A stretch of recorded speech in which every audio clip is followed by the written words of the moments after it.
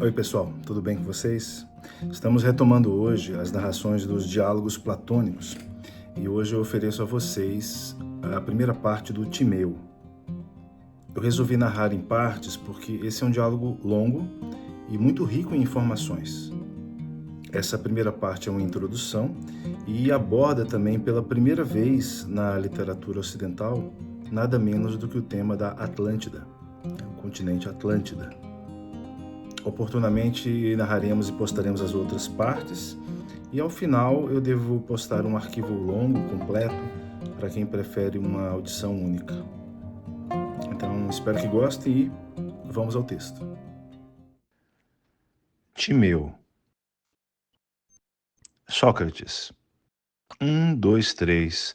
Mas onde está, meu caro Timeu, o quarto dos nossos convidados de ontem, nossos anfitriões de hoje? Timeu. Alguma doença o atingiu, ó Sócrates, pois se dependesse de si próprio, não faltaria a este encontro. Sócrates. Então a tarefa de preencher o lugar do que está ausente cabe-te a ti, e a estes aqui, não é verdade? Timeu. Sem dúvida, e dentro dos possíveis, não falharemos na nossa tarefa. De fato, não seria justo se, depois de nos teres recebido como é adequado fazê-lo com os hóspedes, nós, os que restamos, não te retribuíssemos de bom grado o festim. Sócrates. Então, e vocês ainda se lembram de qual era o teor e o assunto que vos propus para a nossa conversa? Timeu. Lembramo-nos de alguns temas, e os que nos tiverem escapado, tu estarás cá para nos relembrar, ou melhor ainda, se não achares inconveniente, passa-os em revista de forma breve e desde o princípio, de modo a que fiquem mais clarificados entre nós. Sócrates. Assim seja. O essencial das minhas palavras de ontem tinha que ver com o tipo de estado que me parece ser o melhor, e a partir de que tipo de homens havia de ser composto. Timeu. E de fato, Sócrates, o que nos disseste está perfeitamente de acordo com o que todos nós pensamos. Sócrates. E não começamos por dividir a classe dos que trabalham a terra em si e por separar estes e os outros ofícios de artesãos da classe daqueles que defendem a cidade? Timeu. Sim. Sócrates. E quando atribuímos, de acordo com a natureza específica, uma única profissão e ocupação a cada cidadão que lhe fosse adequada, dissemos que aqueles que tivessem de lutar em favor de todos deviam ser exclusivamente guardiões da cidade, em relação a alguém de fora ou de dentro que cometesse algum crime. Deviam ainda aplicar a justiça com moderação sobre aqueles que são regidos por eles, e que, por natureza, são seus amigos, e de tratar com aspereza os inimigos a defrontar no campo de batalha. Timeu. Sem qualquer dúvida.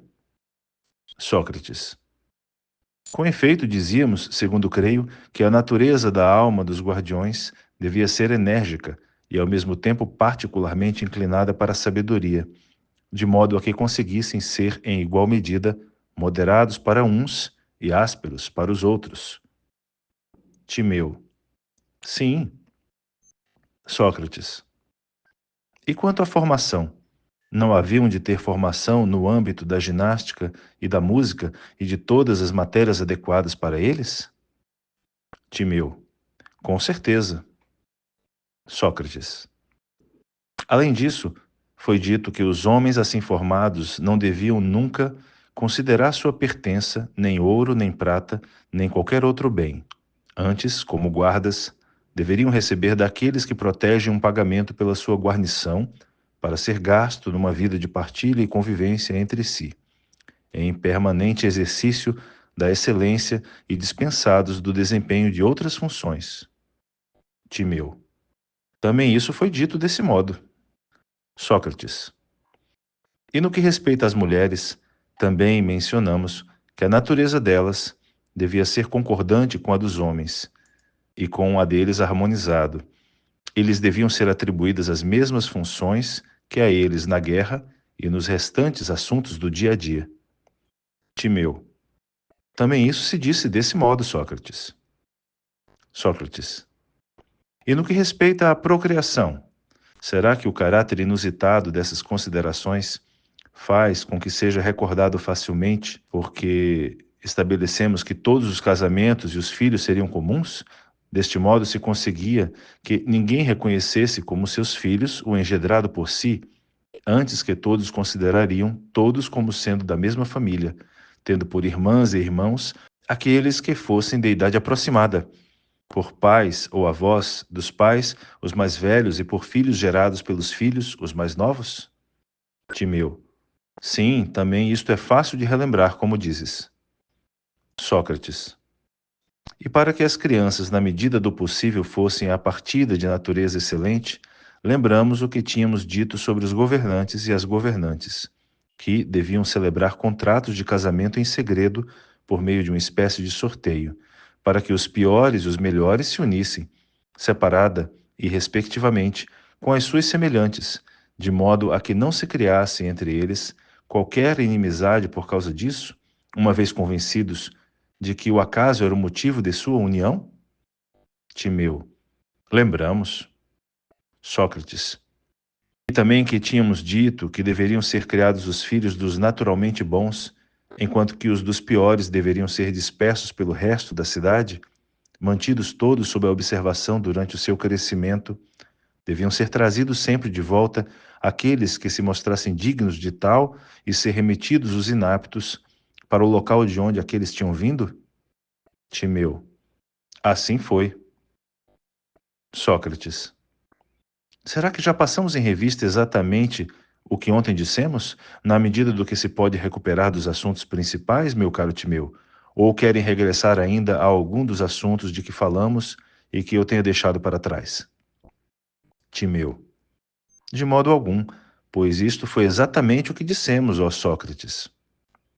Sócrates.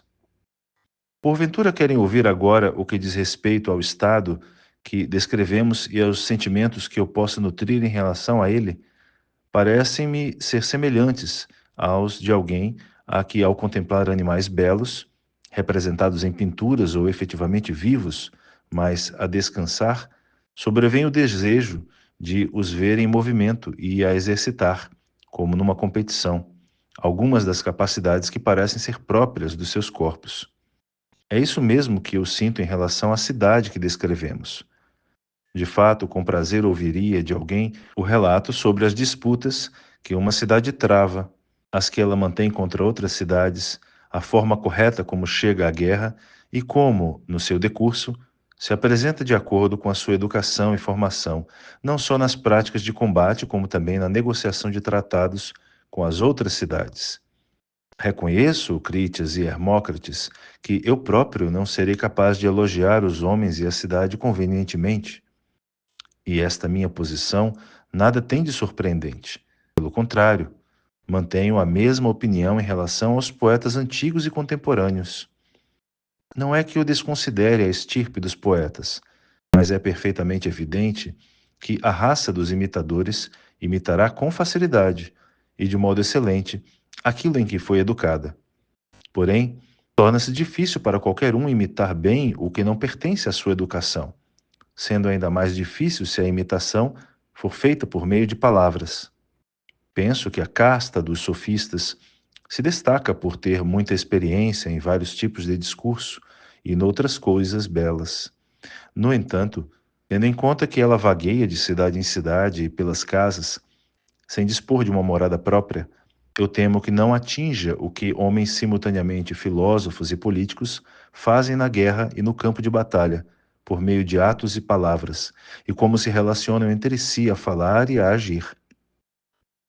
Sobra, portanto, a classe de pessoas da vossa condição, que, por natureza e formação, toma parte de ambas as categorias.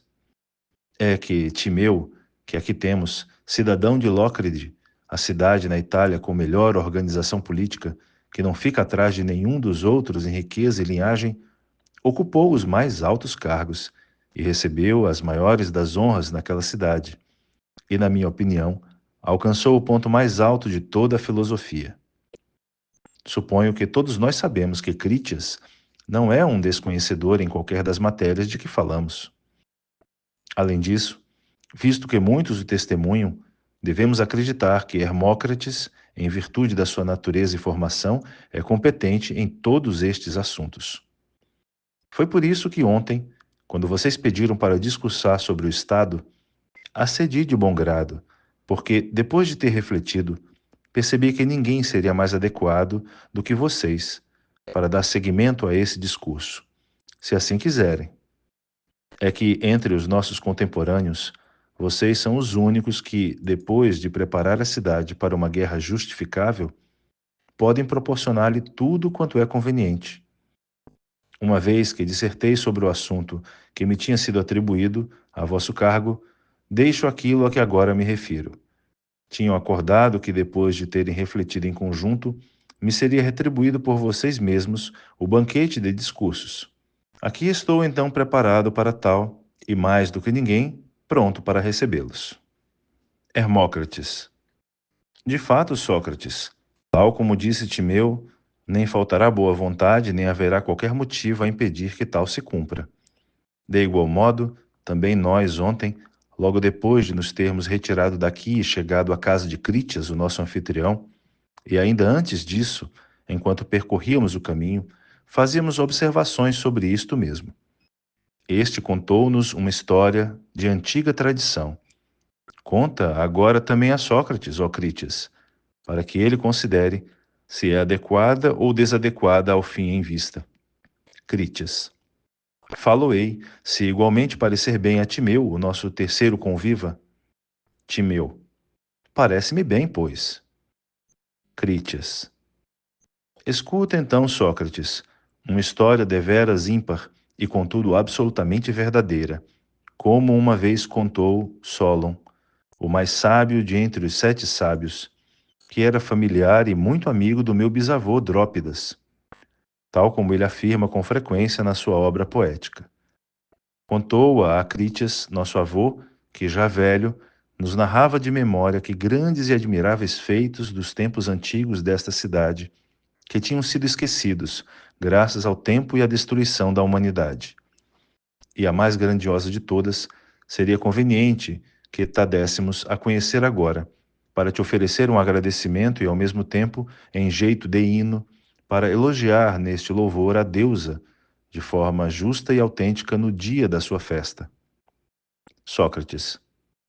Falas corretamente, mas que feito é esse de que não temos notícia, e que foi realmente cumprido pela nossa cidade em tempos antigos, o qual Crítias vai narrar de acordo com o testemunho de Solon? Crítias. Passo a contá-lo, ainda que sob a forma de relato antigo que ouvi da boca de um homem entrado em anos. É que Crítias, como dizia, já perto de 90 anos, enquanto que eu ainda não teria bem 10. Por acaso, era o dia de Curiotes, o terceiro das apatúrias. Para as crianças, estava reservado o que também nessa altura era costume por ocasião de cada uma dessas festas. Os nossos pais organizavam-nos concursos de recitação. Foram declamados muitos poemas de muitos poetas, mas, como naquele tempo os de Solon constituíam ainda novidade, muitos de nós, crianças, cantamo-los. Um dos elementos da frátria, fosse por realmente pensar desse modo, fosse para prestar como que uma homenagem a Crítias, disse considerar que, além de Solon ser o homem mais sábio noutros assuntos, no que respeitava à poesia, considerava-o o mais independente de todos os poetas. Então, o ancião, lembro-me bem, muito agradado, disse a sorrir: Ó Aminandro, era bom que ele não tivesse usado a poesia como passatempo, mas sim que se tivesse empenhado como os outros, e dado corpo ao relato que para aqui trouxe do Egito. Se as revoltas, entre outros males que encontrou quando cá chegou, não o tivessem obrigado a descurar a poesia, nem Hesíodo, nem Homero, nem qualquer outro poeta se teria tornado mais célebre do que ele. Mas que relato é esse, Crítias? Perguntou o outro. O relato era sobre o feito mais grandioso e, com toda a justiça, mais notável de todos quantos a nossa cidade praticou, mas que não perdurou até agora por causa do tempo e da morte daqueles que nele participaram. Respondeu ele: Conta desde o princípio o que relatou e como o relatou Solon, e da boca de quem o ouviu como sendo verdadeiro, pediu o outro. Há no Egito, começou Crítias, no extremo inferior do delta, em redor da zona onde se divide a corrente do Nilo, uma região chamada Saiticus, e da maior cidade dessa região, Sais, precisamente de onde era natural o rei Amasis, foi fundadora uma deusa, cujo nome em egípcio é Neit, e em grego, segundo dizem os que lá vivem, Atena. Eles nutrem profunda simpatia pelos atenienses e dizem que, de certo modo, com estes têm afinidades. Dizia Solon que, enquanto por ali andou, era muitíssimo respeitado por eles, e que, a certa altura, ao questionar os sacerdotes mais versados sobre acontecimentos antigos, descobriu que nem ele, nem nenhum outro grego sabia, por assim dizer, quase nada sobre aquele assunto. Como ele pretendia induzir os anciãos a conversarem sobre acontecimentos antigos, pôs-se a contar as tradições ancestrais que há entre nós. Falou de Foroneu, que se diz ter sido o primeiro homem, e de Níobe, de como Deucalião e Pirra sobreviveram ao dilúvio, e discorreu sobre a genealogia dos que lhe sucederam. E tentou calcular há quantos anos tinha acontecido aquilo que contara, trazendo à memória as suas idades. Foi então que um dos sacerdotes, já de muita idade, lhe disse: Ó Solon, Solon, vós, gregos, sois todos umas crianças. Não há um grego que seja velho.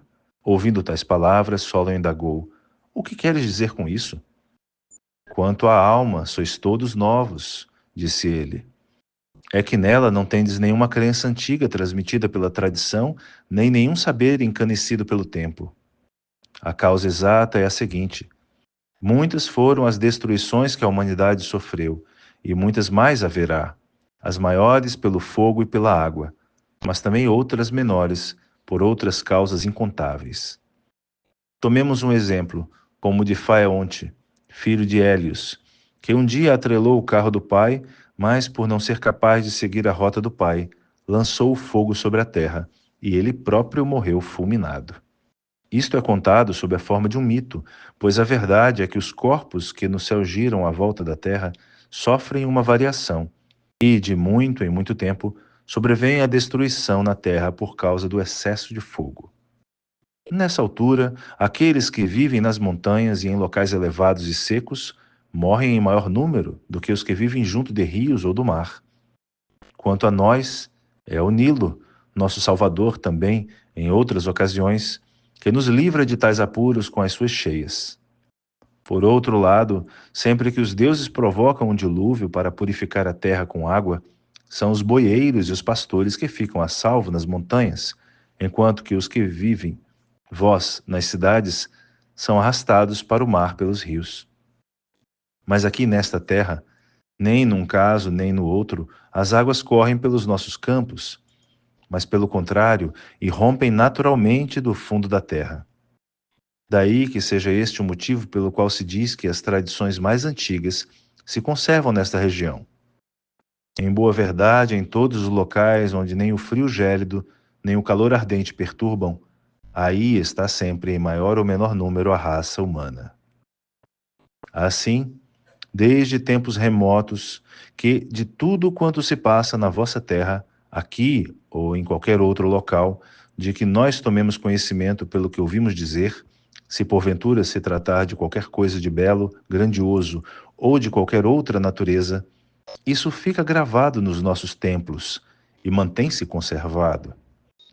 Por outro lado, acontece que, em relação ao que se passa entre vós e entre outros, mal acaba de se tornar o sistema de escrita e tudo o resto que falta faz a uma cidade recai novamente sobre vós, durante o habitual número de anos, uma torrente vinda do céu, semelhante a uma doença, e apenas deixa entre vós os analfabetos e os que são estranhos às musas, de tal forma que nasceis de novo, do princípio, tal como crianças, sem saber nada do que aconteceu em tempos remotos, quer aqui, quer entre vós.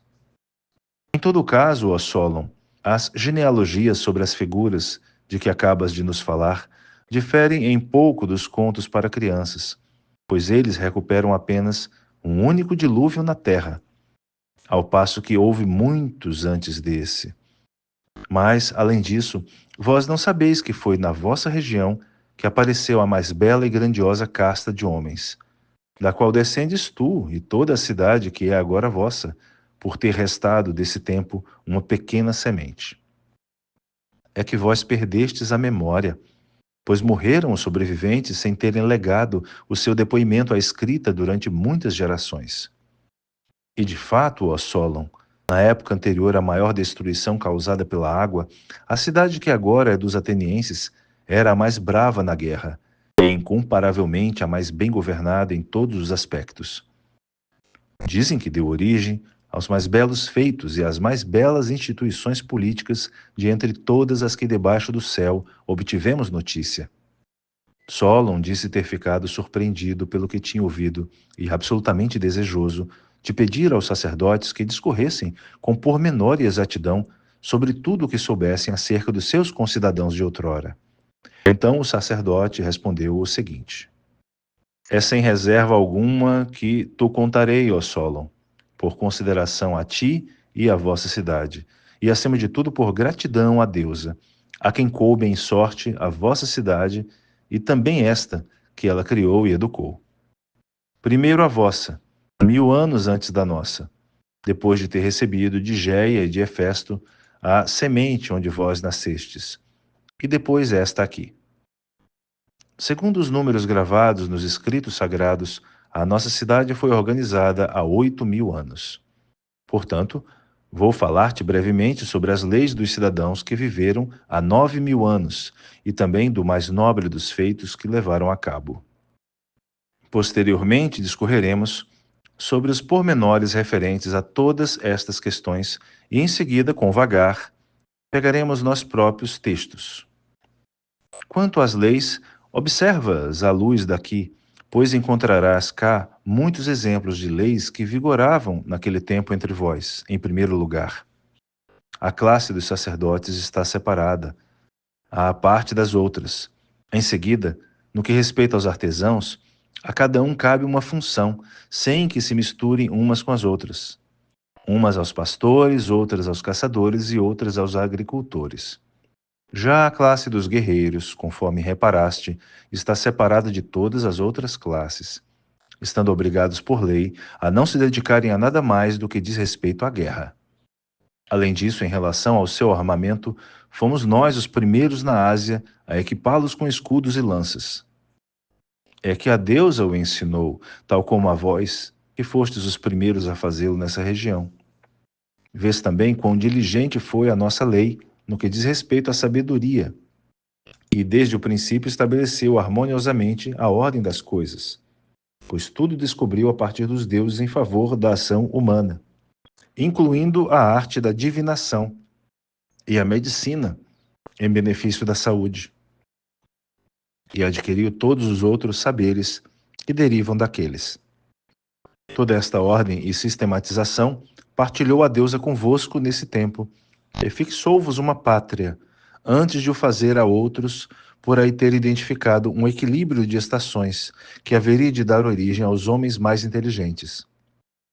Visto que a deusa era amante simultaneamente da guerra e da sabedoria, escolheu esse lugar e povoou-o antes de outros, porque era propício para criar os homens que mais se lhe assemelhassem. Vivíeis, pois, regidos por aquelas leis, ainda melhores do que as nossas, e além disso, com uma organização política, e eles melhores do que todos os homens em virtude, como é de esperar de rebentos e discípulos dos deuses.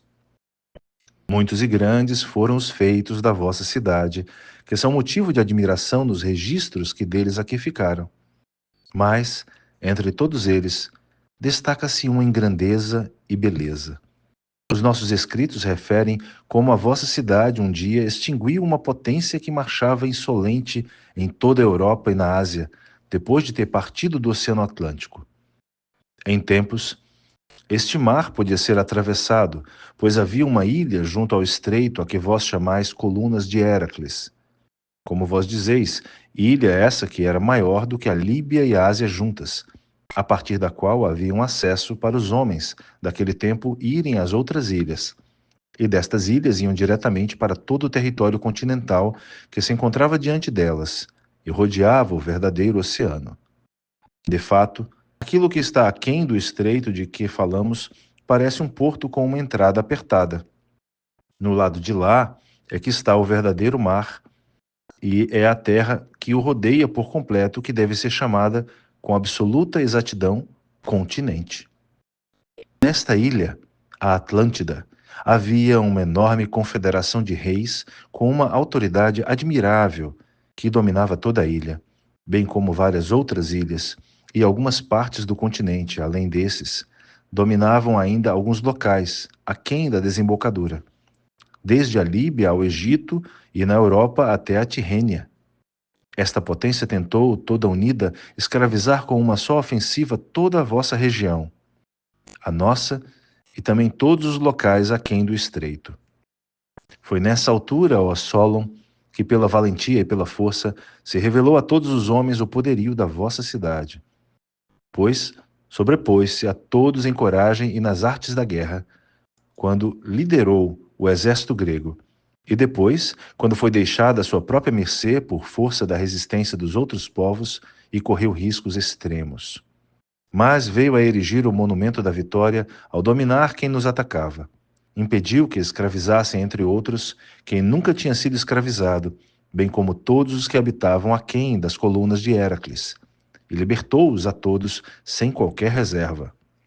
Posteriormente, por causa de um sismo incomensurável e de um dilúvio que sobreveio num só dia e numa noite terríveis, toda a vossa classe guerreira foi de uma só vez engolida pela terra, e a ilha da Atlântida desapareceu da mesma maneira, afundada no mar. É por isso que nesse local o oceano é intransitável e imperscrutável, em virtude da lama que aí existe, em grande quantidade, e da pouca profundidade provocada pela ilha que submergiu. Acabas de ouvir, ó Sócrates, o essencial do relato de Crites, o ancião, segundo o que ele ouviu de Solon. Ontem, enquanto tu falavas sobre o estado e dos homens que referias, eu fiquei atônito ao recordar-me disto de que agora vos falo, por me aperceber de que, miraculosamente e por obra de um acaso, sem que fosse tua intenção, tinhas coligido muito do que Solon dissera. Ainda assim, não quis falar de improviso, pois não me lembrava o suficiente em virtude do tempo decorrido. Portanto, decidi que seria preciso que eu próprio recuperasse adequadamente tudo isso antes de vô-lo contar deste modo. Por isso concordei prontamente com as tuas determinações de ontem, acreditando que, em todos os casos como este, o encargo mais importante é propor um discurso que seja adequado aos objetivos e possa ser suficientemente vantajoso para nós. Assim, tal como Hermócrates disse, mal ontem saí daqui, repeti-lhes aquilo de que me lembrava, e depois de me ter ido embora, refleti durante a noite e recuperei quase tudo. Em boa verdade, o que se aprende na infância, segundo se diz, fica admiravelmente retido na memória. Com efeito, o que ouvi ontem, não sei se eu conseguirei trazer de novo à memória por completo, mas em relação ao que aprendi há já muito tempo, ficaria absolutamente admirado se me escapasse alguma coisa. De fato, era com tanto prazer e entusiasmo infantil que as escutava, além de um ancião mais contar de bom grado, enquanto lhe fazia perguntas repetidamente, que, tal como aquele tipo de escrita em pintura encáustica que subsiste, se tornaram para mim indeléveis. Assim, logo ao amanhecer, contei-lhes isto, de modo a que me acompanhassem no relato. E agora, pois, foi por causa disso que referi tudo isto. Estou preparado, ó Sócrates, a relatá-lo não só no que se refere aos seus aspectos principais, mas também ao pormenor, tal como o ouvi.